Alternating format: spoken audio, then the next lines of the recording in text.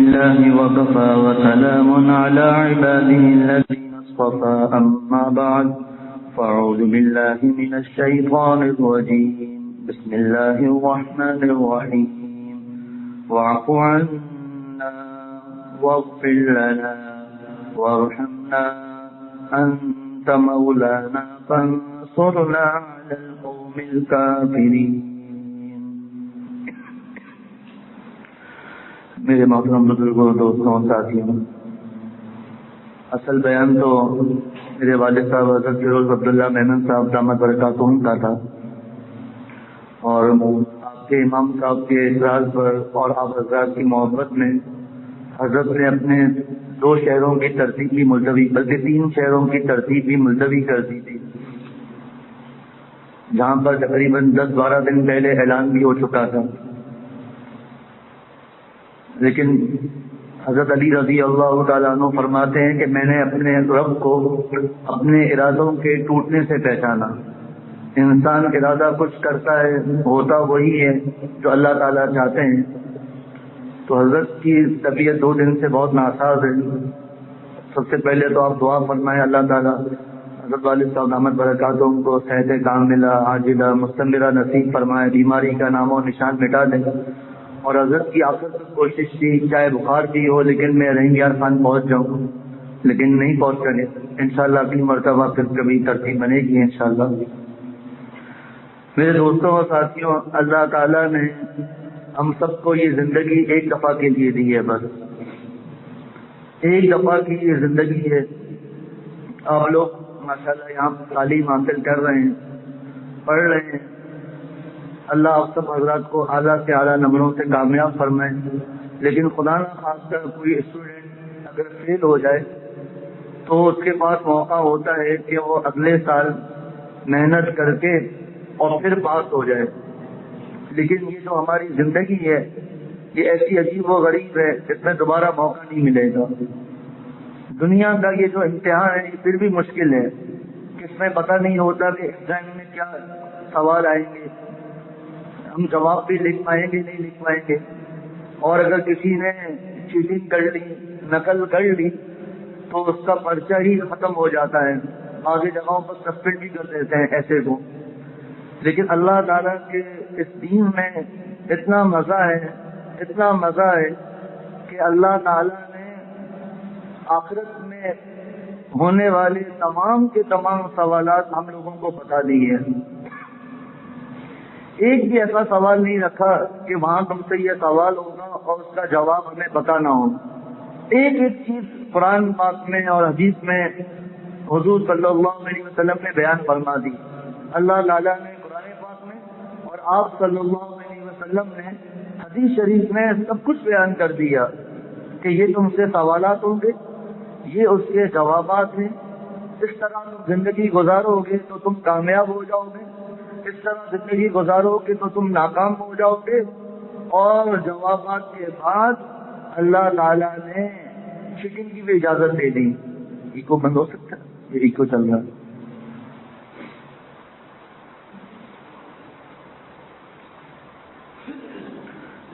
جیسا کہ پہلے اعلان ہو چکا ہے کہ ہر قسم کی تصویر کشی، فوٹو کھینچنا، ویڈیو بنانا منع ہے.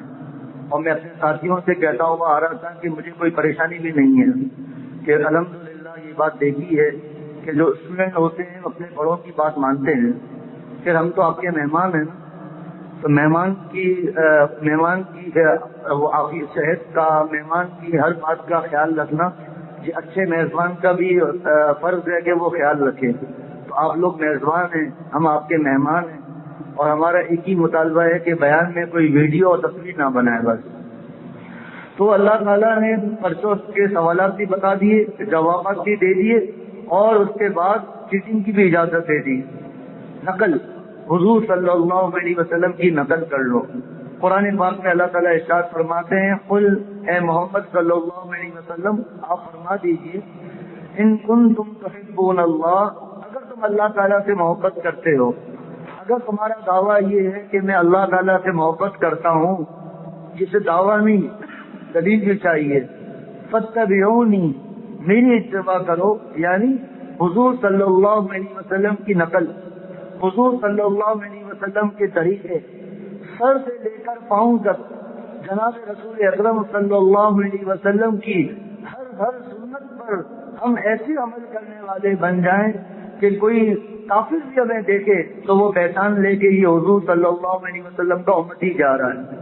ایک بزرگ فرماتے ہیں کہ فنا تو اتنا ہو جاؤں اے محمد صلی اللہ علیہ وسلم تیری ذات عالی میں، فنا تو اتنا ہو جاؤں اے محمد صلی اللہ علیہ وسلم تیری ذات عالی میں، جو مجھے دیکھے آپ کا دیدار ہو جائے۔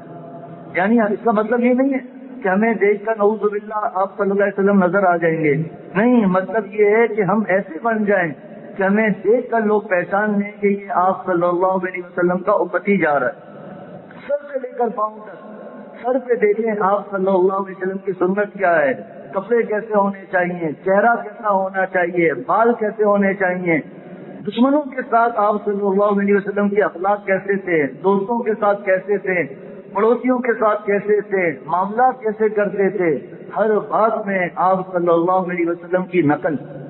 جب ہم آپ صلی اللہ علیہ وسلم کی نقل کریں گے فاتبعونی پر ہمارا عمل ہوگا، اب انعام کیا ملے گا؟ دنیا اور آخرت کا سب سے بڑا خزانہ، یحببکم اللہ، اللہ تعالیٰ تم سے محبت کرنے لگیں گے۔ بتائیے اس سے بڑا اور کیا ہمیں مقام چاہیے؟ یحببکم اللہ، اللہ تعالیٰ تم سے محبت کرنے لگیں گے، ویغفر لکم ذنوبکم، اور اللہ تعالیٰ تمہارے گناہوں کو معاف فرما دیں گے۔ بتائیے کتنا بڑا انعام ہے۔ میرے حضرت، میرے پیر عارف اللہ حضرت مولانا شاکر محمد اختر صاحب رحمۃ اللہ علیہ کے پاس ایک نیو یارک سے ایک صاحب آئے اور انہوں نے آ کر بتایا کہ حضرت ہمارے نیو یارک میں ہر برس ایک فیسٹیول ہوتا ہے جس میں ایک مشہور گلوکار کی نقل کرنی ہوتی ہے، اس کے انداز میں گانا گانا، اس کے جیسا ہولیہ بنانا، کل لوگ حضرت نوجوان اس کے لیے پلاسٹک سرجری تک کرواتے ہیں تاکہ ہم بہو اس جیسے لگے، اور جو فرسٹ آتا ہے اس کو 10 لاکھ امریکی ڈالر انعام ملتا ہے، 10 لاکھ امریکی ڈالر۔ میرے حضرت نے فرمایا کہ ارے یہ تو کچھ بھی نہیں ہے، میں تمہیں ایسا طریقہ بتاتا ہوں کہ 10 لاکھ ڈالر نہیں، 10 کروڑ نہیں، 10 ارب نہیں، دنیا اور آخرت کے خزانے سب کے سب تمہیں مل جائیں گے، جنت تمہیں مل جائے گی، خالق کے جنت تمہیں مل جائے گی۔ وہ کیا ہے؟ حضور صلی اللہ علیہ وسلم کی نقل، آپ صلی اللہ علیہ وسلم کا طریقہ، بات کس طرح فرماتے تھے، چلتے کس طرح تھے، معاف کس طرح کرتے تھے، بیویوں کے ساتھ سلوک کیسا تھا، بیٹیوں کے ساتھ سلوک کیسا تھا، دشمنوں کے ساتھ سلوک کیسا تھا، کسی سے معاملات کرتے تھے تو طریقہ کیسا تھا، یہ تمام کی تمام چیزیں سیرت میں موجود ہیں۔ مشکات کی ایک روایت ہے، رسول اللہ صلی اللہ علیہ وسلم نے فرمایا من تشبہ بقوم فہو منہم، جو جس قوم کی مشابہت کرے گا وہ انہی میں سے ہوگا۔ دیوالی ہو رہی ہے، ہندوؤں کے ساتھ دیوالی میں شریک ہو جاتے ہیں، ہولی میں ان کے ساتھ شریک ہو جاتے ہیں، 25 دسمبر آنے والی ہے، کرسمس، وہاں پر ان کے ساتھ شریک ہو جاتے ہیں۔ کبھی کسی عیسائی نے، کبھی ہندو نے ہمارے ساتھ قربانی کی، کبھی انہوں نے ہمارے ساتھ روزہ رکھا، کبھی انہوں نے ہمارے ساتھ تراویح پڑھی، کبھی انہوں نے ہمارے ساتھ عید کی نماز پڑھی، اور ایک روایت میں آتا ہے من کثر ثوابهم فهو منهم، جو جس قوم کی تعداد بڑھائے گا وہ انہی میں سے ہوگا۔ تو من تشبہ بقوم فهو منهم، جو جس قوم کی نقل کرے گا، جس قوم سے مشابہت کرے گا وہ انہی میں سے ہوگا۔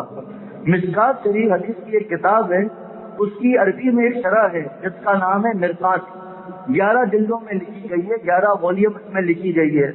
اس حدیث کی شرح میں ملا علی قاری رحمۃ اللہ علیہ نے ایک واقعہ لکھا ہے کہ فرعون جو حضرت موسیٰ علیہ السلام کے زمانے میں ایک ظالم اور جابر بادشاہ تھا، اپنے آپ کو خدا کہتا تھا، انا ربکم الاعلی۔ اس نے اپنے دربار میں ایک آدمی مقرر کیا ہوا تھا جس کا نام تھا درباری موسیٰ۔ درباری موسیٰ، مرقات میں لکھا ہے کہ اس شخص کو حضرت موسیٰ علیہ السلام جیسا امامہ پہنایا، حضرت موسیٰ علیہ السلام کی طرح داڑھی رکھوائی، حضرت موسیٰ علیہ السلام کی طرح جبہ، حضرت موسیٰ علیہ السلام کی طرح عصا، اور یہ درباری جو موسیٰ تھا یہ حضرت موسیٰ علیہ السلام کی نقلیں کرتا تھا، حضرت موسیٰ علیہ السلام کی۔ سب ہنستے تھے کہ حضرت موسیٰ ایسے کرتے ہیں، ہنس رہے، حضرت موسیٰ ایسے کرتے ہیں، سب ہنس رہے۔ جب فرعون اور اس کا لشکر ڈوب گیا، حضرت موسیٰ علیہ السلام آگے بڑھے تو دیکھا کہ وہ درباری موسیٰ بچا ہوا ہے، پر غرق کا عذاب نہیں آیا، وہ غرق نہیں ہوا، ڈوبا نہیں دریا میں۔ حضرت موسیٰ علیہ السلام نے اللہ تعالیٰ سے عرض کیا کہ اے اللہ یہ کیسے بچ گیا؟ آپ بتائیے کہ آپ کو پتا چلے کہ آپ کا ایک یونیورسٹی کا ایک اسٹوڈنٹ ہے، وہ 15 لوگوں کے سامنے آپ کا مذاق اڑاتا ہے، آپ کے بولنے کے انداز کا، آپ کے چلنے کے انداز کا، بتائیے اس میں کتنا غصہ آئے گا کہ مجھے میرا مذاق اڑاتے ہیں، سب ہنستے ہیں۔ اے اللہ یہ کیسے بچ گیا؟ اس وقت پہلے عذاب آنا چاہیے۔ وہی آئی اے موسیٰ یہ میرے پیارے کی شکل میں تھا، اس کو عذاب دیتے ہوئے مجھے حیا آ رہی تھی۔ ملا علی قاری رحمۃ اللہ علیہ مرقات میں فرماتے ہیں کہ دوستوں ذرا غور کرو، ایک آدمی نے اللہ کے نبی کا حلیہ مذاق اڑانے کے لیے اختیار کیا، اللہ تعالیٰ نے اس کو دنیا کے عذاب سے بچا لیا۔ فرمایا اگر ہم آپ صلی اللہ علیہ وسلم کا حلیہ اختیار کر لیں، اللہ تعالیٰ دنیا کے عذاب سے بھی بچائیں گے، آخرت کے بھی عذاب سے بچائیں گے انشاءاللہ تعالیٰ۔ اور ہماری ماں بہن بہو بیٹیاں جو بیان سن رہی ہیں ان کے لیے نمونہ ہے حضرت عائشہ رضی اللہ تعالیٰ عنہ، حضرت فاطمہ رضی اللہ تعالیٰ عنہ، اور دوسری جو حضور صلی اللہ علیہ وسلم کی بیٹیاں تھیں اہل بیت وغیرہ، یہ ان کے لیے نمونہ ہے۔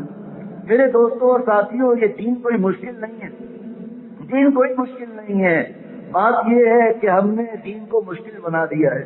آپ بتائیے، آپ حضرات کو سمجھانا آسان ہے، یونیورسٹیوں میں بعض اسٹوڈنٹ ایسے ہوتے ہیں جو ہر سال پوزیشن لیتے ہیں، اچھے سے اچھے نمبروں سے کامیاب ہوتے ہیں، اور بعض ایسے ہوتے ہیں جو بالکل ہی کمزور ہوتے ہیں۔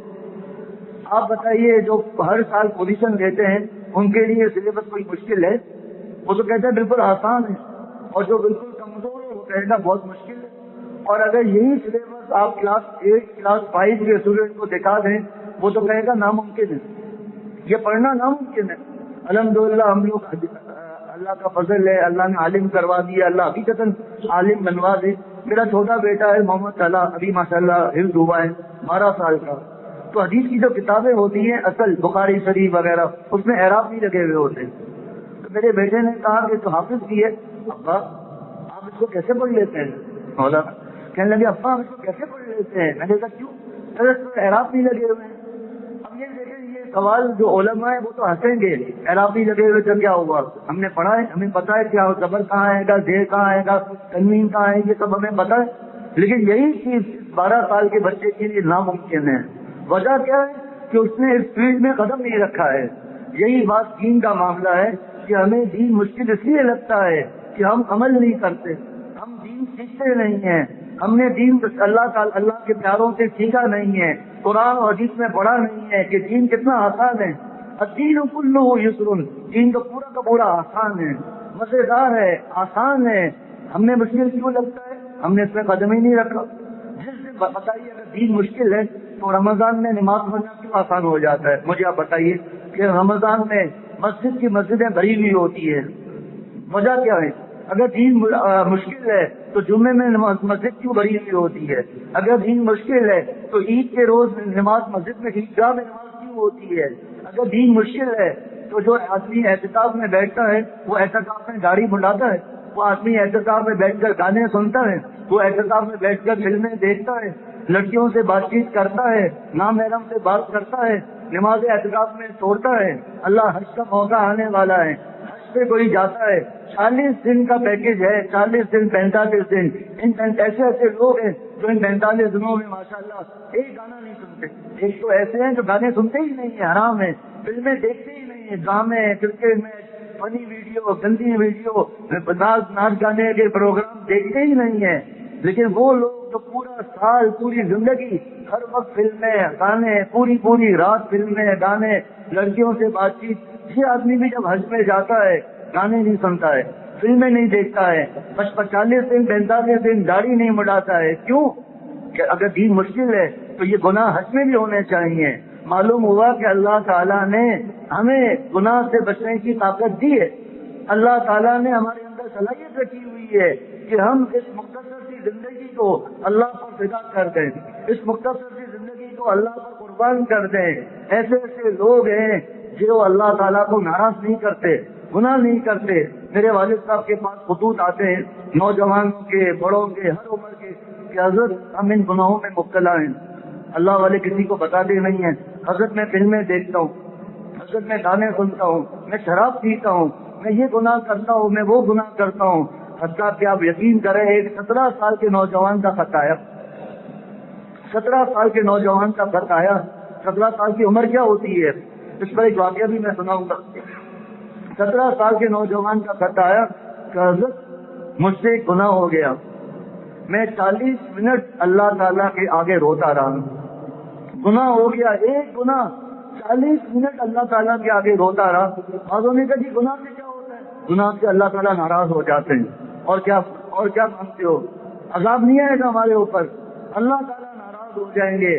اللہ تعالیٰ نے یہ زندگی اس لیے دی ہے کہ یہ زندگی میرے اوپر قربان کرو، اور اللہ کو راضی کرنے کا مطلب یہ نہیں ہے کہ آپ کو پڑھائیاں چھوڑنی پڑیں گی، تو یہ کاروبار چھوڑنا پڑے گا، اعلیٰ سے اعلیٰ ڈگری حاصل کیجیے۔ میرے والد صاحب تو ہنس کے فرماتے ہیں کہ اے او لیول مت کرو، اے سے لے کر زیڈ تک جتنے لیول کرنا ہے سب کر لو، اللہ کو ناراض نہ کرو، بڑی سے بڑی ڈگریاں لو، اللہ تعالیٰ کو ناراض نہ کرو۔ میں اپنے والد صاحب کی نقل کرتا ہوں، ہمارے یہ ساتھی کھڑے ہوئے ہیں آپ کے سامنے، آپ کے خیال سے یہ حافظ بھی ہوں گے، مفتی بھی ہوں گے، لیکن یہ ڈاکٹر ہے ماشاءاللہ۔ پٹیل ہاسپٹل کراچی کا ایک بڑا ہاسپٹل ہے، وہاں کے یہ ڈاکٹر ہیں، اور بعد میں عالم کا مختصر کورس کیا ہے، اور نہ جانے کتنے کتنے لوگ بیٹھے ہوئے ہیں جو ڈاکٹر ہیں ماشاءاللہ، ان کے بیانات ہوتے ہیں، وہ نماز پڑھاتے ہیں الحمدللہ، بعض لوگ خطبہ دیتے ہیں، بیانات کرتے ہیں، جگہ جگہ جاتے ہیں، ڈاکٹری کے ساتھ، کاروبار کے ساتھ، نوکریوں کے ساتھ سب چیزیں چل رہی ہیں۔ اور آسان کا طریقہ میرے حضرت فرماتے تھے، کار بھی ہو کاروبار بھی ہو مگر دل میں وہ یار ہو۔ کاروبار منع نہیں ہے، نوکری منع نہیں ہے، بڑی سے بڑی نوکری کرنا منع نہیں ہے، بڑی سے بڑی ڈگری حاصل کرنا منع نہیں ہے، اللہ کو ناراض کرنا منع ہے۔ اور یہ اس کی آسان سی دلیل کہ کاروبار منع نہیں، دنیا منع نہیں ہے، اس کی آسان سے آسان دلیل میں آپ کو دیتا ہوں۔ حضرت سلیمان علیہ السلام، حضرت یوسف علیہ السلام، حضرت داؤد علیہ السلام، یہ 3 اللہ تعالیٰ کے نبی ایسے تھے جو نبی بھی تھے، بادشاہ بھی تھے۔ آپ بتائیے جب نبوت اور بادشاہ جمع ہو سکتی ہے تو اللہ کی دوستی اور مالداری کیوں جمع نہیں ہو سکتی؟ آپ صلی اللہ علیہ وسلم نے فرمایا لا بأس بالغنى لمن اتقى الله عز وجل، مالداری اس شخص کے لیے مضر نہیں ہے جو اللہ تعالیٰ سے ڈرتا ہو۔ اور ہمارے حضرت یوں فرماتے تھے کہ دیکھو، ایک پتہ ہے آپ کے یہاں گز تو نہیں ہے، مرلے ہیں، میں گز کے حساب سے بولوں گا، ایک آدمی 2000 گز کے بنگلے میں رہتا ہے، عالیشان محل میں رہتا ہے، لاکھوں کی لگژری گاڑیوں میں گھومتا ہے، بریانی کباب گوشت مرغی سے کم کھاتا نہیں ہے، اللہ کو راضی کرتا ہے، یہ دنیا دار نہیں ہے، یہ اللہ کا پیارا ہے، اللہ کا دوست ہے، اللہ کا ولی ہے۔ اور ایک آدمی جھونپڑے میں رہتا ہے، فقر و فاقہ کرتا ہے، اللہ کو ناراض کرتا ہے، یہ دنیا دار ہے۔ دنیا کا مطلب یہ ہے اللہ کو ناراض کرنا، دنیا کا مطلب یہ ہے آپ صلی اللہ علیہ وسلم نے جو ہمیں حکم بتا دیے ان کی دھجیاں اڑانا، یہ ہے دنیا دار۔ تمہیں عرض کر رہا تھا کہ اللہ تعالیٰ کو ناراض کرنا منع ہے، اللہ تعالیٰ کو راضی کرتے ہوئے کتنا بھی مال آ جائے منع نہیں ہے۔ تو میرے دوستوں اور ساتھیوں، 17 سال کا نوجوان ہے اور کہتا ہے کہ مجھ سے گناہ ہو گیا، میں 40 منٹ تک اللہ کے آگے روتا رہا، اللہ کے سامنے روتا رہا۔ یہ آنسو اتنے قیمتی ہیں، اتنے قیمتی ہیں، جو اللہ کی محبت میں جو آنسو گرے، جو اللہ تعالیٰ کے خوف سے جو آنسو گرے، جو اپنے گناہوں کو یاد کر کے آنسو گرے۔ احادیث سے پتا چلتا ہے، ایک حدیث سے پتا چلتا ہے، ایسے آنسوؤں کو اللہ تعالیٰ شہید کے خون کے برابر وزن کرتے ہیں۔ ایک حدیث سے پتا چلتا ہے ایسے آنسو جہاں جہاں لگیں گے وہ حصہ جہنم میں نہیں جائے گا۔ اور ایک حدیث سے پتا چلتا ہے یہ جو آنسو اللہ کو یاد کر کے گرتے ہیں، ان آنسوؤں کی برکت سے اللہ تعالیٰ ایسے آدمی کو عرش کا سایہ عطا فرمائیں گے۔ میرے استاد سے قاری عبدالرحیم صاحب دامت برکاتہم، انہوں نے یہ شعر سنایا کہ تنہائیوں میں تو سب کی کر منتیں تو اپنے رب کی۔ کیا مزیدار شعر ہے، تنہائیوں میں تو سب کی کر منتیں تو اپنے رب کی، داغے گناہ تو دھو لے آنسو بہا بہا کر۔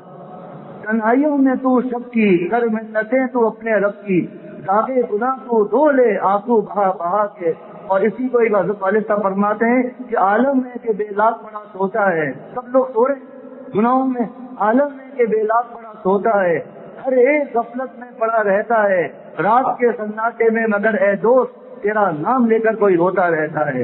یہ ایک آنسو تو یہ ہو گئے جو اللہ تعالیٰ کی محبت میں گرے ہیں, جو اللہ تعالیٰ کی عظمتوں کے سامنے گرے ہیں, اور اللہ تعالیٰ کو اپنے گناہوں کو یاد کر کے اللہ کے سامنے شرمندگی کے ساتھ یہ آنسو گرے ہیں. اور ایک آنسو وہ ہیں جو لڑکیوں کی حرام محبت میں گرتے ہیں, جو گناہوں کے لیے روتے ہیں. اب ایک حد کو میں نے آپ کو یہ بتایا کہ ایک نوجوان نے دیکھا کہ مجھ سے گناہ ہو گیا, میں 40 منٹ تک اللہ کے آگے روتا رہا. دوسری طرف ایک نوجوان نے دیکھا کہ حضرت میرے بھائی کی ایک لڑکی سے حرام محبت, نامحرم سے محبت ہے ہی حرام, بیوی ہے, والدین ہیں, دادا دادی رشتہ جو ہیں ان کی محبت یہ جائز ہے, ورنہ حرام جس سے پردہ ہے اس کو دیکھنا, اس سے بات کرنا, اس کو دیکھنا, بات کرنا, ہاتھ ملانا یہ حرام ہے. اور بخاری شریف کی روایت کے مطابق یہ زنا ہے.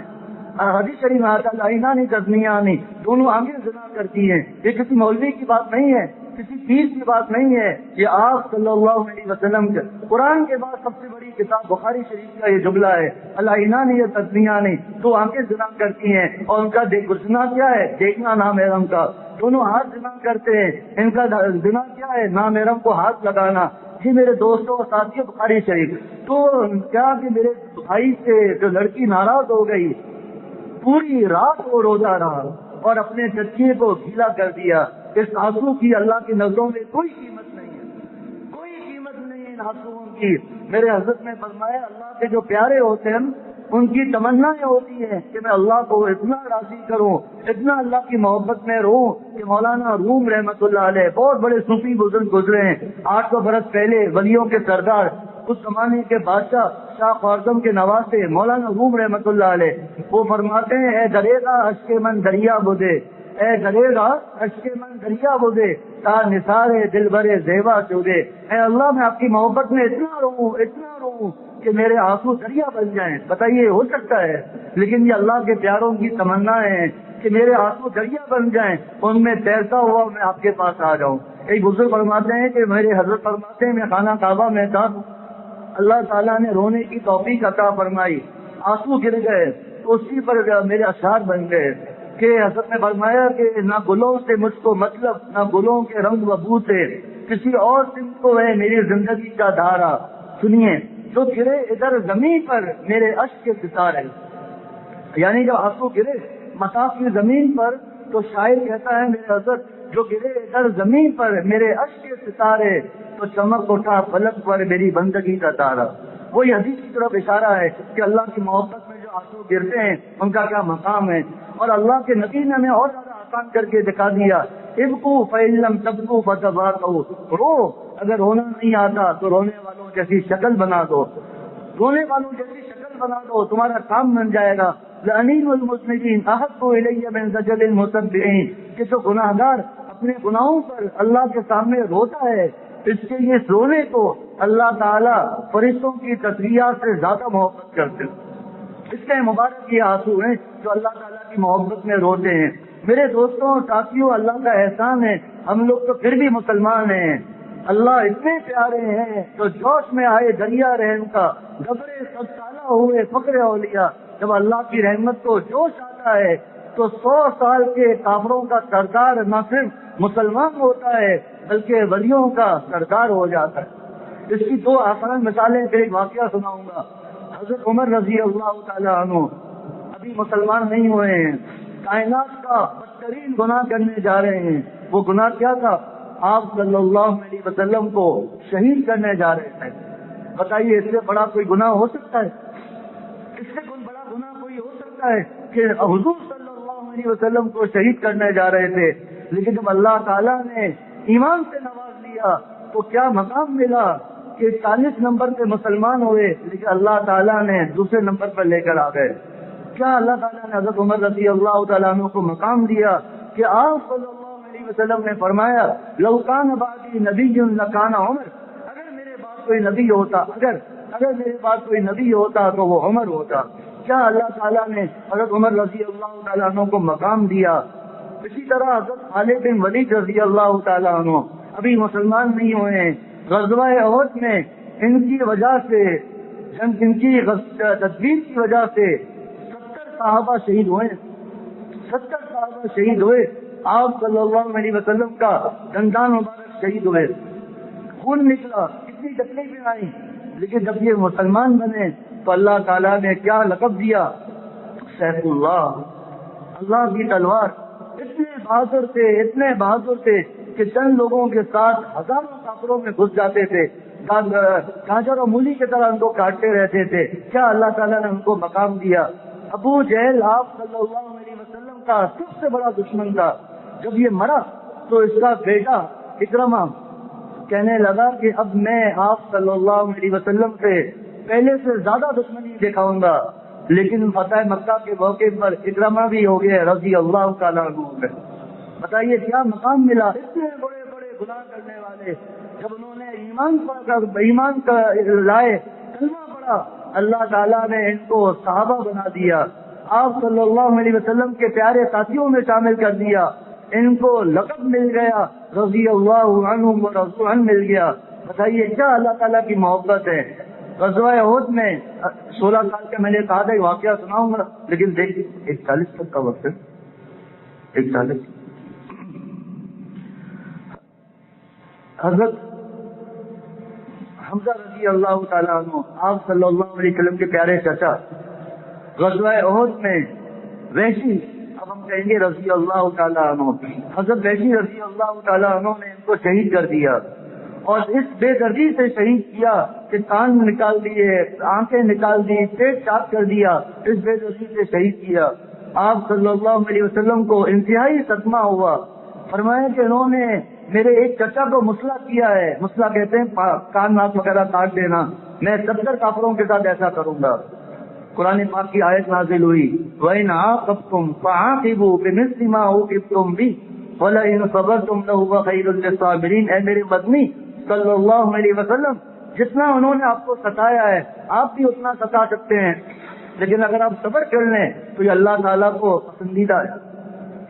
آپ صلی اللہ علیہ وسلم نے قسم کا کفارہ ادا کیا، اور میں ایک کو بھی ایسا نہیں کروں گا، میں معاف کر دیتا ہوں اللہ کے لیے۔ ابھی موقع نہیں ہے، جو میرا مضمون ہے وہ پھر بکھر جائے گا، لیکن مختصر عرض کرتا ہوں، آج ہمارے اندر بچے کی کیسی آگ لگی ہوئی ہے۔ حضور صلی اللہ علیہ وسلم کی تعلیمات کیا ہیں کہ دشمنوں کے ساتھ محبت سے پیش آنا، دشمنوں کو معاف کرنا، لیکن ہمارا کیا حال ہے؟ ہم اپنے بھائیوں سے لڑے ہوئے ہیں، اپنے دوستوں سے لڑے ہوئے ہیں، بات چیت بند ہے۔ حضور صلی اللہ علیہ وسلم فرماتے ہیں لا یحل لمسلم ان یحجر اخاہ فوق ثلاث لیال، کہ کسی مسلمان کے لیے حلال نہیں ہے کہ وہ اپنے بھائی سے 3 دن سے زیادہ قطع تعلق کرے۔ علماء فرماتے ہیں کہ یہاں حدیث میں آپ صلی اللہ علیہ وسلم نے ایسے پیارے انداز سے ہمیں سمجھایا ہے، سب سے پہلے تو 3 دن کی اجازت دے دی کہ چلو 3 دن تک انسان کا غصہ آتا ہے، غصہ رہتا ہے، 3 دن تک میں اجازت دیتا ہوں، لیکن ساتھ ساتھ فرمایا اپنا بھائی فرما دیا کہ دیکھو جس سے تم جھگڑ رہے ہو، جس سے اس میں بیوی بھی آ گئی، رشتے دار بھی آ گئے، سب آ گئے، طلاق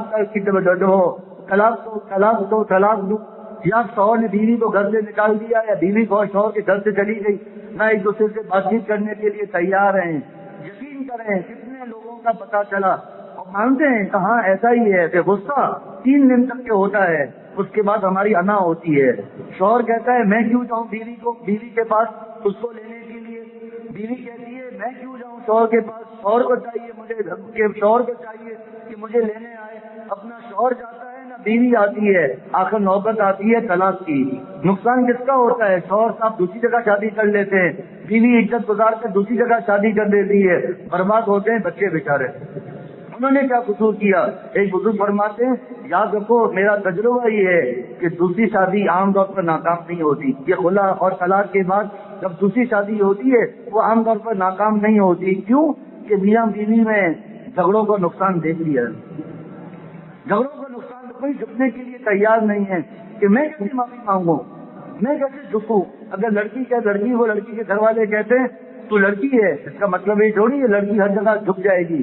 شوہر تمہارا آئے گا ناک رگڑتا ہوا ہمارے پاس آئے گا تو ہم اپنی بیٹی حوالے کریں گے، ورنہ نہیں۔ شوہر کو کہتے ہیں تم مرد ہو، مرد کیسے جھک جائے؟ نہیں، تم نہیں جاؤ گے لینے کے لیے، اگر تم بیوی کو لینے جاؤ گے تو گھر تمہارا دوسرا ہو جائے گا، خاندان کے جھگڑے، ابھی اس کا تفصیلات کا موقع نہیں ہے۔ طلاق کتنی زیادہ ہو رہی ہیں، آئے دن طلاق کے مسائل آ رہے ہیں. کیوں؟ بد نظری کی وجہ سے، بد نظری کی وجہ سے، موبائلوں کی وجہ سے، فلموں کی وجہ سے، ڈراموں کی وجہ سے. حضرت فرماتے ہیں کہ جب شوہر صاحب 40 سال 30 سال کی عمر ہے، جب وہ میک اپ میں لڑکیوں کو دیکھے گا بیوی کیسے اچھی لگے گی؟ بیوی جب لڑکوں کو موبائل پر فلموں میں آ کر دیکھے گی تو اپنا شوہر کیسے اچھا لگے گا؟ اس لیے طلاق کی نوبت دیکھو، طلاق کی نوبت آ جاتی ہے. اللہ تعالیٰ ہم سب کی حفاظت فرمائے، درگزر کرنے کی اللہ تعالیٰ توفیق عطا فرمائے. برائی کا بدلہ بھلائی سے دینا یہ ایک مسلمان کی شان ہے. جگہ جگہ سنتے ہیں صلہ رحمی صلہ رحمی. ہم لوگوں کو صلہ رحمی کا مطلب بھی نہیں پتا کہ صلہ رحمی کہتے کس کو ہیں. ہم لوگ صلہ رحمی سمجھتے ہیں ایک دوسرے کو دعوت دے دینا، رشتے داروں کو ایک دوسرے کو ہدیہ دے دینا، یہ صلہ رحمی ہے. یہ صلہ رحمی نہیں ہے. حدیث شریف سے پتہ چلتا ہے یہ بدلہ ہے. اس نے دیا میں نے بھی دیا. یہ تو جانور بھی کر سکتا ہے. کتے کے آگے روٹی رکھو وہ کتا روٹی کھا لے گا، ہمارا دوست بن جائے گا، ہمارا ساتھی بن جائے گا. بکرا ہے، جانور ہے، اس کو آپ پالتو بنا سکتے ہیں. گھاس کھلائیں، اس کے جو چیزیں وہ کھلائیں، آپ کا پالتو ہو جائے گا. یہ تو جانور کی صفت ہے کہ وہ اچھائی کا بدلہ اچھائی سے دے دیتا ہے. مسلمان کی صفت یہ ہے کہ وہ برائی کا بدلہ بھلائی سے دے. ادفع بالتی ہی احسن فاذا الذی بینک وبینہ عداوۃ کأنہ ولی حمیم وما یلقاها الا الذین صبروا وما یلقاها الا ذو حظ عظیم. یہ ہے مسلمان کا طریقہ، یہ ہے امت محمدیہ صلی اللہ علیہ وسلم کا طریقہ. تو آپ صلی اللہ علیہ وسلم نے فرمایا کہ صلہ رحمی یہ نہیں ہے تم نے کسی کو دیا اس نے سامنے تمہیں دے دیا. صلہ رحمی یہ ہے کہ کوئی ہمارے ساتھ برائی کرے ہم اس کے ساتھ اچھائی کریں. اسی کو میرے حضرت اس حدیث کو اپنے اشعار میں بیان فرماتے ہیں. جفائیں دے کر دعائیں دینا، جفائیں سہ کر دعائیں دینا، یہی تھا مجبور دل کا شیوا. یہ ہے صلہ رحمی کی. بھائی ویڈیو بنا رہے منع کیا نا، دیکھیں اس میں منع، ویڈیو بند ڈیلیٹ کرو بھائی، منع کیا. میں نے کہا تھا ہمیں اسی بات سے تکلیف پہنچتی ہے اور اسی بات، اور حضرت نے فرمایا اگر ساتھی بات نہ مانے تو بیان چھوڑ کے چلے جائیں. ایک ہی تو چیز مانگی ہے کہ اور کا پیسے مانگے ہیں نہ کوئی اور چیز مانگی ہے. ایک ہی چیز کا تو مطالبہ کیا ہے، اسی سے ہمارے حضرت کو تکلیف پہنچتی ہے. میرے حضرت شیخ العرب العجم عارف باللہ مجدد زمانہ ناراض نہیں ہو سمجھا دیں بھائی. حضرت مولانا شاہ حکیم محمد اختر صاحب رحمۃ اللہ علیہ فرماتے ہیں میرا جو شاگرد اپنی ویڈیو بنوائے گا چینلوں پر آئے گا میرا اس سے تعلق ختم ہے، میرا اس سے تعلق ختم ہے. اب یہ جب یہ ویڈیو بنے گی تو میری ویڈیو کو کون دیکھے گی؟ نامحرم دیکھے گی نا. کیوں دیکھے میری ویڈیو کو نامحرم؟ جب وہ مجھے حضرت والد صاحب کی داڑھی تو سفید ہے میری تو کالی ہے، جب وہ مجھے دیکھ سکتی ہے تو خاتون اسٹیج ڈرامہ کیوں نہیں دیکھ سکتی؟ وہ کرکٹ میچ کیوں نہیں دیکھ سکتی؟ وہ دوسرے پروگرام کیوں نہیں دیکھ سکتی؟ یہ قرآن پاک کا حکم ہے، آپ صلی اللہ علیہ وسلم کا حکم ہے، کسی مولوی کی بات نہیں ہے. صلہ رحمی اسے کہتے ہیں کہ برائی کا بدلہ بھلائی سے دینا، برائی کا بدلہ بھلائی سے دینا، یہ ہے صلہ رحمی. اب آگے بڑھتے ہیں.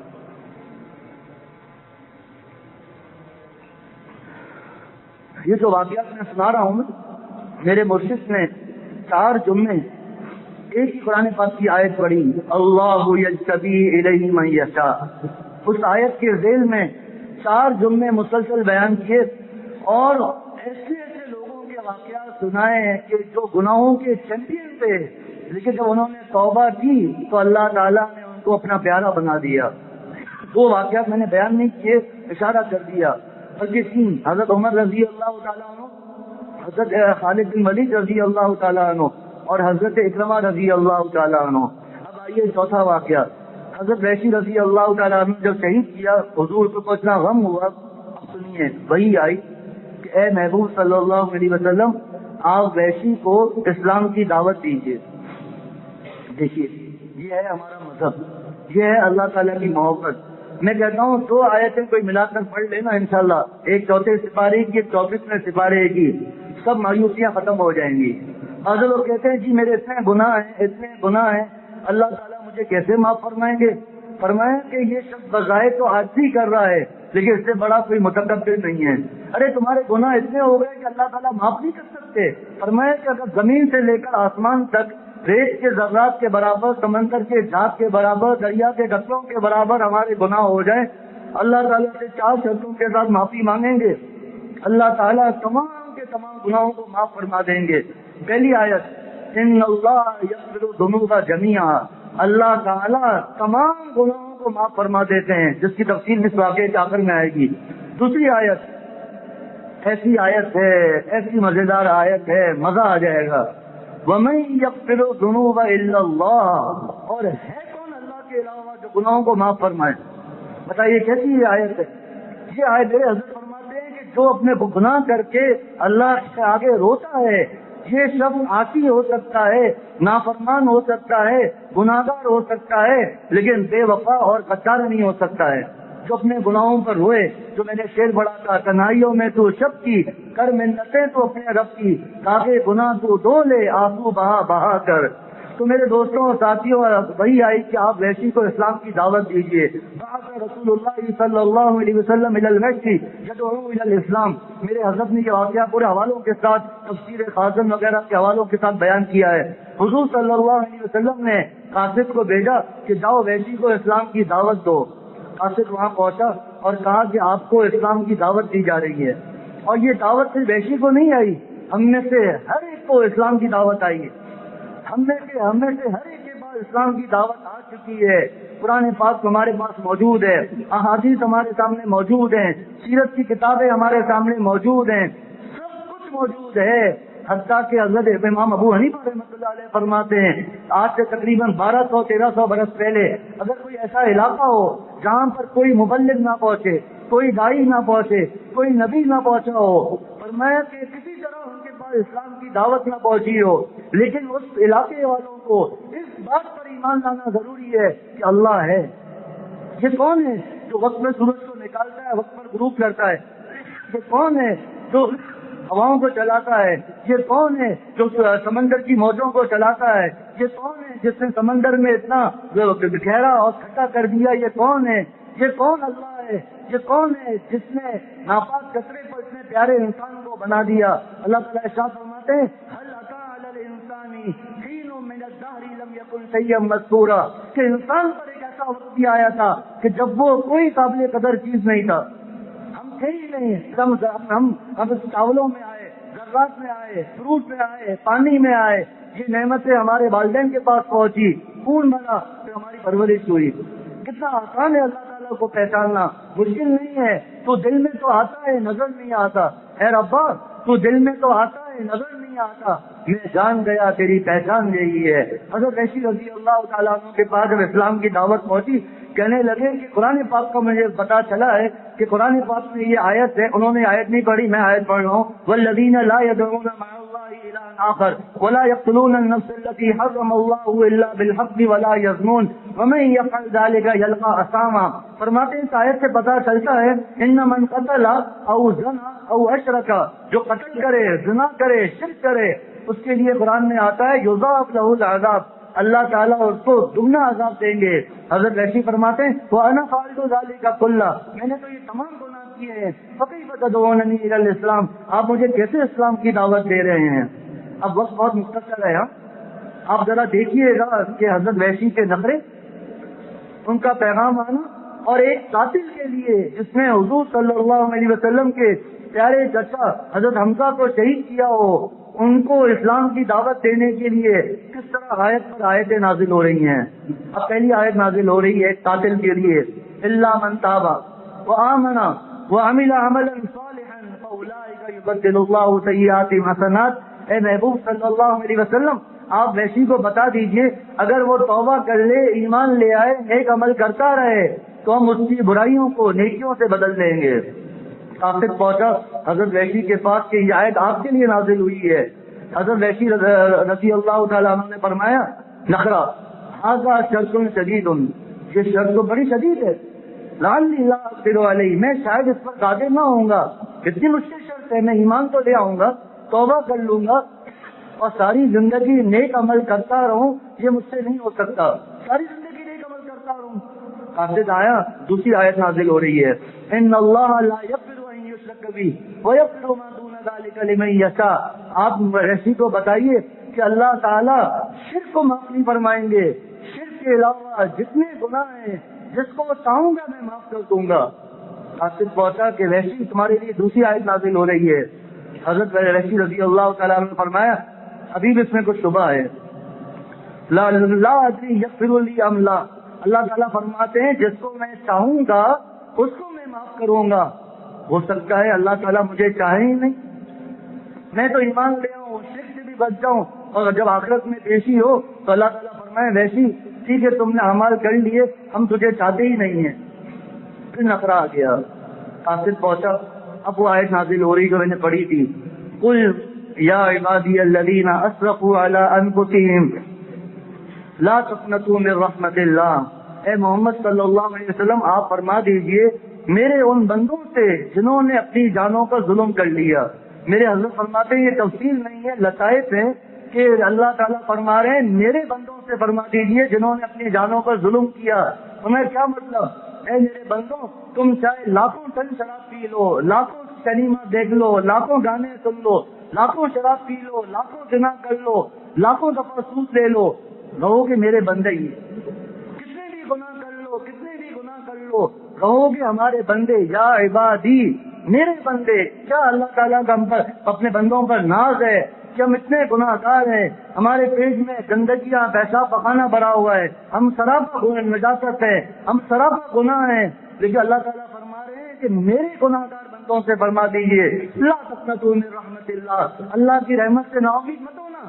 ان اللہ یغفر الذنوب جميعا، اللہ تعالیٰ تمام گناہوں کو معاف فرما دیتے ہیں. جب یہ آیت نازل ہوئی تو آپ صلی اللہ علیہ وسلم نے فرمایا ما احب ان لی الدنیا بهذه الآیہ، یہ آیت مجھے کائنات میں سب سے زیادہ پسندیدہ چیز ہے. زمین آسمان کے خزانے مل جائیں اس سے زیادہ مجھے یہ آیت پسند ہے. اتنی پیاری آیت. ایک صحابی نے پوچھا کہ اے محبوب صلی اللہ علیہ وسلم یہ آیت ویشی کے لیے خاص ہے یا سب کے لیے عام ہے؟ فرمایا بل للمسلمین عامہ، تمام مسلمانوں کے لیے عام ہے. غالباً تفسیر روح المانی میں لکھا ہے کہ ایک مرتبہ حضرت موسیٰ علیہ السلام نے فرمایا اللہم اے اللہ. اللہ تعالیٰ نے فرمایا لبیک یا موسیٰ، اے موسیٰ میں حاضر ہوں، بتا کیا کام ہے. حضرت موسیٰ علیہ السلام نے فرمایا عرض کیا کہ اے اللہ یہ میرے ساتھ خاص ہے یا سب کے لیے ہے؟ اے موسیٰ سب کے لیے. جب میرا بندہ مجھے بلائے گا اللہم کہے گا، اے اللہ کہے گا، اب مجھے پکارے گا میں اس کو فوراً جواب دوں گا لبیک یا عبدی، اے میرے بندے میں حاضر ہوں. اے موسیٰ یہ تیرے ساتھ خاص نہیں ہے، سب کے ساتھ عام ہے. تو یہ آیت ویسی کے لیے خاص نہیں ہے، سب کے لیے عام ہے. بل للمسلمین عامہ. جب قاصد پہنچا حضرت ویشی رضی اللہ تعالیٰ عنہ کے پاس تو حضرت ویشی رضی اللہ تعالیٰ عنہ فرمایا نعم ھذا، کیا ہی پیاری آیت ہے، کیا ہی پیاری آیت ہے، جس کو ہماری زبان میں کہتے ہیں لشپش. ہماری زبان میں کیا ہی پیاری آیت ہے. نعم ھذا فجاء واسلم، وہ آئے اور اسلام لے کر آ گئے. بتائیے کتنا پیارا مذہب ہے، کتنا پیارا دین ہے. حضرت ویشی رضی اللہ تعالیٰ انہوں نے کلمہ پڑھ لیا، کلمہ پڑھ لیا. میرے حضرت فرماتے ہیں جب باپ اپنے بیٹے کو معاف کر دیتا ہے، نافرمان بیٹے کو، پھر اپنی حیثیت کے مطابق اس کو گفٹ دیتا ہے. سائیکل دے گا، امیر ہوگا بائک دے گا، اور امیر ہوگا گاڑی دے گا، اور امیر ہوگا زمین اس کے نام پہ کر دے گا، فیکٹری اس کے نام پہ کر دے گا. فرمایا اب اللہ تعالیٰ حضرت ویشی رضی اللہ تعالیٰ عنہ کے نام ایک فیکٹری کر رہے ہیں کہ حضرت ابو بکر صدیق رضی اللہ تعالیٰ عنہ کے زمانے میں جب مسلمہ کذاب کے ساتھ جہاد ہوا، جس نے نبوت کا دعویٰ کیا تھا کہ میں نعوذ باللہ اللہ کا نبی ہوں، اس کے ساتھ جب جہاد ہوا تو اس کو قتل کرنے میں حضرت ویشی رضی اللہ تعالیٰ عنہ بھی شامل تھے. فرماتے تھے قتلت فی جاہلیت خیر الناس، میں نے اپنے زمانے جاہلیت میں ایک بہترین انسان کو قتل کیا. وقتلت فی اسلامی شر الناس، اور میں نے اپنے زمانے اسلام میں ایک بدترین آدمی کو میں نے قتل کیا، مسلمہ کذاب. اب آخری واقعہ بخاری شریف جلد نمبر 1. دیکھیے ہر بات کے حوالے آ رہے. بخاری شریف جلد نمبر 1، وقت مختصر ہے اس کی حدیث، اور اس کے ساتھ ساتھ بخاری کی سب سے بڑی شرح فتح الباری، حافظ ابن حجر العسقلانی رحمۃ اللہ علیہ کی تشریح، سوال جواب کے ساتھ یہ حدیث شریف سناؤں گا انشاءاللہ کہ بنی اسرائیل میں ایک آدمی تھا جس نے 99 قتل کر دیے. ایک قتل کتنا بڑا گناہ ہے ہم سب کو اندازہ ہے. 99 قتل. میرے والد صاحب کی دعاؤں سے ہر اتوار کو درس قرآن ہوتا ہے الحمدللہ. تو 5ویں سپاری کی ایک آیت آئی تھی جس میں ہم نے قتل پر اور خودکشی پر درس قرآن ہوا تھا کہ قتل کتنا بڑا گناہ ہے اور خودکشی کتنا بڑا گناہ ہے، اس پر درس قرآن ہوا تھا. 99 قتل کر دیے. ایک عابد کے پاس پہنچا اور آ کر عرض کیا کہ میں نے 99 قتل کر دیے، میری کوئی توبہ ہوگی؟ یہ واقعہ کون بیان کر رہے ہیں؟ سید الانبیاء سرور عالم صلی اللہ علیہ وسلم. بتائیے 99 قتل کتنی بڑی بات ہے. شیطان جو ہے بڑا چالاک نہیں ہے، مکار ہے. یہ دیکھتا ہے کہ جب یہ بندہ اللہ کو راضی کرنے کی کوشش کر رہا ہے تو اس کو نئے نئے طریقوں سے گمراہ کرنے کی کوشش کرتا ہے، نئے نئے طریقے سے اللہ سے دور کرنے کی کوشش کرتا ہے. میرے دوستوں اور ساتھیوں، حضرت فرماتے تھے کہ نہ جانے بلا لے پیا کس گھڑی. ہمیں پتہ ہے، آپ بتائیے، ایک ہوتا ہے مسلمان الحمدللہ، ایک ہوتا ہے یہودی عیسائی، اور ایک ہوتے ہیں دہریے جو خدا کو نہیں مانتے. خدا کو ہی نہیں مانتے کہ اللہ کا کوئی وجود بھی ہے، سب کچھ خود بخود ہو رہا ہے. آپ دہریے سے پوچھیں کہ بھائی ابھی 1:30 ہو رہے ہیں، آپ بتائیے آپ 1:45 تک زندہ رہیں گے؟ وہ دہریہ کہے گا تو مسلمان ہے اور مجھ سے 15 منٹ کا کہہ رہا ہے. ارے مجھے یہ نہیں پتا کہ میں 1:31 تک زندہ رہوں گا نہیں رہوں گا. ہے کسی کو پتا؟ ہے کوئی اتنے بڑے مجمع میں ہاتھ کھڑا کر دے کہ میں لکھ کر دیتا ہوں کہ میں 5 منٹ تک زندہ رہوں گا؟ اگر کوئی لکھ کر دے دے آپ سب کہیں گے پاگل ہے بیچارہ جو لکھ کر دے رہا ہے. اسی کو حضرت نے میرے شیخ نے فرمایا، نہ جانے بلا لیتی آپ کس گھڑی، تو رہ جائے تبدی کھڑی کی کھڑی. آپ صلی اللہ علیہ وسلم نے فرمایا، یبعث کل عبد علی ما مات علیہ، جو جس حال میں مرے گا اسی حال میں اٹھایا جائے گا. کیا گناہ کرتے ہوئے، اللہ کی نافرمانی کرتے ہوئے ہمیں اس بات سے ڈر نہیں لگتا کہ اگر اس گناہ کی حالت میں میرا انتقال ہو گیا تو میں گناہ کی حالت میں اللہ تعالیٰ کے سامنے پیش ہوں گا؟ یہ کیا مشکل بات ہے کہ ایک آدمی ہم دعا کرتے ہیں کہ اللہ میرا انتقال مدینہ شریف میں ہو، خانہ کعبہ میں میرا انتقال ہو، نہیں تو مسجد میں ہو، نہیں تو قرآن پڑھتے ہوئے ہو. کیوں یہ دعائیں کرتے ہیں؟ کیونکہ ہماری نیت یہ ہوتی ہے کہ اچھی موت ہے. اچھی موت کو مانتے ہیں، بری موت کو نہیں مانتے. اس سے ہمیں ڈر نہیں لگتا کہ جو میں گناہ کرنے. میرے حضرت نے ایک واقعہ سنایا کہ ایک ہومیوپیتھک کے ڈاکٹر تھے، داڑھی منڈا رہے تھے، حرام ہے. ایک مچھ داڑھی رکھنا واجب ہے، سامنے سے، دائیں سے، بائیں سے، تینوں طرف سے ایک مچھ داڑھی رکھنا واجب ہے. داڑھی منڈانا حرام ہے، ایک مچھ سے پہلے کاٹنا حرام ہے. تو وہ ہومیوپیتھک کے ڈاکٹر داڑھی کاٹ رہے تھے، آدھی داڑھی صاف کی تو سر میں درد ہونا شروع ہو گیا. اپنی بہو سے کہا کہ وہ دوائی فوراً لے کر آؤ، میرے سر میں درد ہو رہا ہے. بہو دوائی لے کر پہنچی، ڈاکٹر صاحب کا انتقال ہو چکا تھا. بتائیے کتنا خطرناک معاملہ ہے. اگر آپ صلی اللہ علیہ وسلم نے ہم سے پوچھ لیا کہ میرے چہرے میں تمہیں کیا خرابی نظر آئی تھی کہ تم نے میرے جیسا چہرہ نہیں بنایا، ہم کیا کہیں گے؟ اے میرے امتی یہ بتاؤ، میں حق پر تھا یا گرو نانک حق پر تھا؟ اے محبوب صلی اللہ علیہ وسلم آپ حق پر تھے. تو گرو نانک کی محبت میں سکھ داڑھی رکھتے تھے، پگ پہنتے تھے، کڑا ہو کر پان رکھتے تھے، وہ جرمن جاپان کی سڑکوں سے یونیورسٹیوں سے نہیں گھبراتے تھے. تمہیں کیا ہو گیا تھا کہ تم میرا جیسا حلیہ اختیار کرتے ہوئے شرم آ رہی تھی؟ شروع میں شعر پڑا تھا، فنا تو اتنا ہو جاؤں اے محمد صلی اللہ علیہ وسلم تیری ذات عالی میں، جو مجھے دیکھے آپ کا دیدار ہو جائے. بتائیے یہاں کی یونیورسٹی کی سڑکوں سے اگر کوئی سکھ گزر جائے تو اس کو بولنے کی ضرورت ہے کہ میں سکھ ہوں؟ ہم مسلمان ہیں، ہمیں بولنے کی ضرورت کیوں پڑتی ہے کہ میرا نام عبداللہ ہے، عبد الرحمان ہے، فلاں میرا نام ہے؟ کیونکہ ہمارا حلیہ مسلمانوں جیسا نہیں ہے. میرے دوستوں اور ساتھیوں، مسلمان کسی کی پرواہ نہیں کرتا. میرے مرشد عارف باللہ حضرت مولانا شاہ حکیم محمد اختر صاحب رحمۃ اللہ علیہ نے میرے والد صاحب سے پوچھا کہ فیروز میاں یہ بتاؤ کہ مسلمان کیسا ہونا چاہیے؟ حضرت نے فرمایا، حضرت آپ بتائیں. حضرت نے فرمایا مسلمان وہ ہے جو اللہ فرمائے وہ کر لے، جس سے اللہ منع فرمائے اس سے بچ جائے. یہ ہے مسلمان. بس یہ مسلمان کی آسان کی تعریف ہے، یہ مسلمان کے نام کی تشریح ہے کہ مسلمان کیسے کس کو ہیں، تو پرواہ نہیں کرتا، بس اللہ کا حکم ہے، اے اللہ آپ فرما دے حکم کیا ہے. وہ کسی چیز کی پرواہ نہیں کرتا. اس کے سامنے یہ ہے کہ میری موت آنے والی ہے، کسی وقت بھی میرا ڈپارچر ہو سکتا ہے، کسی وقت بھی میرا بلاوا آ سکتا ہے. تلمبا میں میرا جانا ہوا تھا ایک قبرستان میں اپنے دوست کی والدہ کی قبر پہ، اور ہم نے قبر دیکھی 130 برس عمر، 130 برس اسی کے نیچے قبر تھی 3-4 دن کی بچے کی. یہ ہے دنیا، یہ ہے دنیا. ہمیں کس بات پر ناز ہے؟ اپنی جوانی پر کہ میری جوانی ہے. حدیث شریف میں آتا ہے، آپ صلی اللہ علیہ وسلم فرماتے ہیں، بخاری شریف کی روایت ہے کہ جو جوان اپنی جوانی کو اللہ پر فدا کر دے، اللہ تعالیٰ ایسے جوان کو عرش کا سایہ عطا فرمائیں گے. عورتوں کے دل میں آئے گا ہمارے لیے بیان نہیں ہو رہا، جس کا بیان آپ کے لیے بھی تو ہے. آخر میں 1-2 فرق ہے وہ بیان کر دوں گا، باقی پورا بیان ہم سب کے لیے ہے.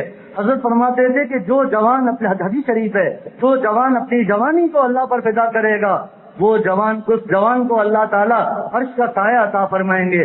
تو یہ شعر پڑھتے تھے، سنبھل کر رکھ قدم اے دل بہار حسن فانی میں، سنبھل کر رکھ قدم اے دل بہار حسن فانی میں، کہ ہزاروں کشتیوں کا خون ہے بحر جوانی میں۔ میرے حضرت لندن میں تھے، 70 برس کی عمر تھی، وہاں کے مسلمان جن کو اردو زیادہ نہیں آتی تھی حضرت کے پاؤں دبا رہے تھے، کہنے لگے کہ حضرت آپ 70 کے ہیں لیکن آپ 17 کے کیوں معلوم ہوتے ہیں؟ میرے حضرت نے فرمایا کیونکہ میں نے اپنی جوانی کے دور میں اللہ تعالیٰ کی نافرمانیاں نہیں کی ہیں، میں نے گناہوں کے نزدیک میں نہیں گیا ہوں، اللہ تعالیٰ نے ایسی جوانی مجھے عطا فرمائی ہے۔ میرے دوستوں اور ساتھیوں، ہم بھی وہ جوان ہو سکتے ہیں جو اپنی جوانی کو اللہ تعالیٰ پر فدا کر دیں۔ حضرت نے فرمایا کہ سنبھل کر رکھ قدم اے دل بہار حسن پانی میں، کہ ہزاروں کشتیوں کا خون ہے بحر جوانی میں۔ میرے شیخ کو انگریزی نہیں آتی تھی لیکن فرمایا دوستوں کی باتیں سن کر مجھے کچھ انگریزی کے الفاظ آ گئے ہیں، تو میں جو نام ارم سے محبت کرتا ہے، اس سے بات چیت کرتا ہے، دوستی کی فکر کرتا ہے، اس کے دل میں یہ بات ہونی چاہیے کہ میری بھی کوئی بہن ہے، میری بھی بیٹی ہوگی، کہ میں پسند کروں گا کہ میری بہن سے، میری بیٹی سے، میری بیوی سے، میری بہو سے، میری پوتی سے، میری نواسی سے، میری بانجی سے، میری بھتیجی سے کوئی نام ارم بات کرے؟ برداشت ہوگا ہمیں؟ تو پر میں جس سے میں بات کر رہا ہوں وہ بھی تو کسی کی بیٹی ہے، وہ بھی تو کسی کی بہن ہے، وہ بھی تو کسی کی خالہ ہے، کیا مشکل ہے یہ بات؟ آپ صلی اللہ علیہ وسلم فرماتے ہیں کہ کامل ایمان والا وہ ہے جو اپنے لیے جو بات اپنے لیے پسند کرے وہی دوسروں کے لیے پسند کرے، جو بات اپنے بھائی کے لیے پسند کرتا ہے وہی اپنے لیے پسند کرے۔ کیا ہم برداشت کریں گے؟ پر میں جب حرام محبت ہوتی ہے اس کو ہر وقت ٹینشن لگا ہوا ہوتا ہے، اس کی نیندیں برباد ہو جاتی ہیں۔ حضرت نے یہ شعر کہا، مت دیکھو کسی کی وائف، سنیے قافیہ دیکھیے، مت دیکھو کسی کی وائف ورنہ کھانی پڑے گی تمہیں ویلیم 5، خراب ہو جائے گی تمہاری لائف اور جگر میں تمہارے چبھے گا اس کا نائف۔ اور میں نیندیں حرام ہو جاتی ہیں، رات کو نیند نہیں آئے گی، جو میں نے شروع میں کہا تھا ناراض ہو گئی، اللہ تعالیٰ ناراض ہو رہے ہیں، کوئی فکر نہیں ہے، لیکن لڑکی ناراض نہیں ہونی چاہیے۔ بس اب وقت نہیں ہے یہ واقعہ سنانے کا، اللہ تعالیٰ ہم سب کو عمل کی توفیق عطا فرمائے۔ بس تشریح زیادہ نہیں کروں گا، مختصراً عرض کروں گا، خود پر 1-2 منٹ کم کر دیں گے انشاءاللہ تعالیٰ۔ فرمایا کہ 99 قتل کیے، عابد کے پاس گیا کہ میرے والد صاحب فرماتے ہیں اب ٹرین جلدی چلے گی، کہا کہ 99 قتل معافی نہیں ہے، اس کو بھی قتل کر دیا، 100 پورے کر دیے۔ ڈر لگا، کسی نے کہا کہ عالم کے پاس جاؤ وہ تمہیں بتائیں گے۔ وہ عالم کے پاس پہنچا، کہا حضرت میں نے 100 قتل کیے ہیں، میری معافی ہو جائے گی؟ فرمایا کہ 100 قتل معافی ہو جائے گی لیکن یہ بستی گناہگاروں کی بستی ہے، تم جاؤ آگے نیکوں کی بستی ہے، وہاں جاؤ، وہاں تمہاری معافی ہو جائے گی۔ سوال نمبر 1، کیا اللہ تعالیٰ کی رحمت تو ہر جگہ پر ہے؟ کفرستان میں بھی اللہ کی محبت ہے، اللہ تعالیٰ کی معافی ہے، اللہ کی رحمت ہے، تو اس کو نیکوں کی بستی کی طرف کیوں بھیجا گیا؟ فرمایا گناہ گاروں کی بستی ہے، گناہوں کی نحوست ہے، وہاں پر اللہ تعالیٰ کی رحمت کا وجود تو تھا لیکن ظہور نہیں تھا۔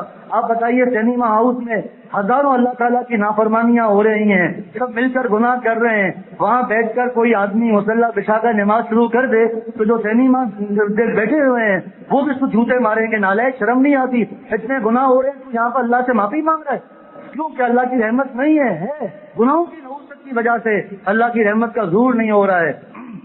اس کو بھیجا، وہ آگے بڑھا، بخاری شریف کی روایت، ابھی پہنچا نہیں تھا کہ حضرت اسرائیل علیہ السلام آ گئے، موت کا وقت آ گیا، اس شخص نے مرتے مرتے اپنا چہرہ نیکوں کی بستی کی طرف بڑھا دیا، اسی حالت میں موت آ گئی۔ جنت کے فرشتے آئے، جنت میں لے جائیں گے، دوزخ کے فرشتے آئے، دوزخ میں لے جائیں گے، معافی نہیں مانگی ہے، 100 قتل کیے ہیں۔ جنت کے فرشتوں نے کہا بیچارے کا اختیار نہیں تھا، مرنے کا وقت نزدیک آ گیا تھا، ہم جنت میں لے کر جائیں گے۔ اللہ تعالیٰ کے پاس پہنچے ہیں، اللہ یہ معاملہ ہے، تمہیں جاؤ زمین کی پیمائش کرو، اگر وہ نیکوں کی بستی کے نزدیک ہے جنت میں لے جاؤ، اگر گناہگاروں کی بستی کے نزدیک ہے دوزخ میں لے جاؤ۔ فرشتے آئے، اللہ تعالیٰ نے زمین کو حکم دیا کہ اے زمین نیکوں کی بستی کے نزدیک ہو جاؤ، گناہگاروں کی بستی سے دور ہو جاؤ، پیمائش کی، نیکوں کی بستی کے نزدیک کا، جنت میں لے کر چلے گئے۔ سوال ہوتا ہے کہ ایک طرف اللہ تعالیٰ زمین کی پیمائش کا حکم دے رہے ہیں، دوسری طرف زمین کو قریب کر رہے ہیں، دور کر رہے ہیں، اس میں راز کیا ہے؟ اور میں زمین کی پیمائش کا حکم دینا یہ اللہ تعالیٰ کا انصاف، اللہ کا عدل تھا، اور زمین کو قریب کرنا، نزدیک کرنا، یہ اللہ کا فضل تھا، اللہ کا فضل، اللہ تعالیٰ کے عدل کا محتاج نہیں ہے۔ پاکستان کا جج پاکستان کے قانون کا پابند ہے، لیکن صدر مملکت قانون کے پابند نہیں ہے۔ وہ کہتے ہیں ٹھیک ہے وہ جج نے قانون کی دفعہ کے تحت اس کو پھانسی دے دی ہے، لیکن ہم اپنے اختیارات استعمال کرتے ہوئے اس کو باعزت بری کرتے ہیں۔ اللہ تعالیٰ قیامت کے دن کے جج نہیں ہوں گے، مالک ہوں گے، جس کو چاہیں گے بخشیں گے۔ وَيَغْفِرُ لِمَن يَشَاءُ وَيُعَذِّبُ مَن يَشَاءُ، جس کو چاہوں گا میں بخشوں گا، جس کو چاہوں گا عذاب دوں گا، چاہوں گا تو گناہ کبیرہ پر پکڑ کر کر دوں گا، چاہوں گا تو کبیرہ پر بھی پکڑ نہیں کروں گا۔ میرا اختیار ہے، میں مالک ہوں، جج نہیں ہوں۔